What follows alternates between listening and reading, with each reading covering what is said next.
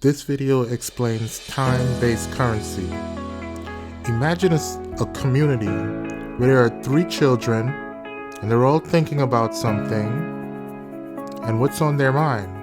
They want to go to school, they want to play musical instruments, they want to play tennis and karate. But their parents have no idea how they're even going to be able to afford food. The farmer has food on the ground, but there is no one to work the land and to harvest the food. So they're just thinking, there's no money, so nothing happens. But here, we have time-based currency. With time-based currency, the father and the mother can be paid by working on the farm. They will collect the food. Right? Now the farmer has help. With time-based currency, the children can go to school. You see, time-based currency stands in the place of regular currency, but time-based currency is not exchangeable for national currency. Time-based currency is only exchangeable for resources, goods and services. If there was no time-based currency, no one would be paid, there would be no activity. Time-based currency captures the value of your time and allows you to exchange it for goods and services in your community. So now we have a situation in the school where children who did not go to school can now go to school. Not only that, but in this picture, we see that the teacher can now pay a teaching assistant. With the time-based currency, people exchange goods. Oh, and they'll also be able to get pay for security. Time-based currency in the United States has also been used to get medical care. People have used it for medical and dental services. Okay? And anything you can imagine, anything the community can coordinate, you can have it with time-based currency. In some cases, guess what? They even used time-based currency to pay for mortgage. Okay? Somebody started up a credit union, and the person who started up the credit union accepted time-based currency as partial payment for a mortgage. They did that here in the United States. So you can use time-based currency to build the regular economy. Now you can use time-based currency for farms. In Plateau State, Nigeria, they say that they do not have any money to pay laborers to work on the farm. As a result, the farm produces less goods and they have less goods to sell. Now with time-based currency, you can mobilize the people in the community to work on the farm. They will get the time-based currency, and now they can exchange the goods and exchange it for goods and services at a store that we would set up, where we would coordinate all these goods and services that they would exchange. By doing that, we mobilize that massive untapped labor force. We make the farms productive. Okay, and we can make other businesses likewise productive, so now they'll give a much greater yield.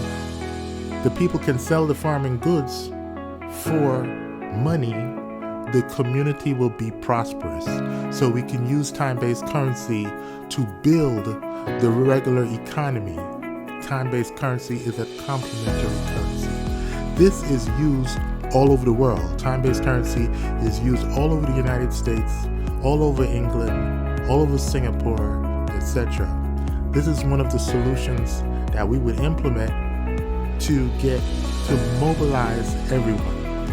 In communities where we do not use time-based currency, guess what happens?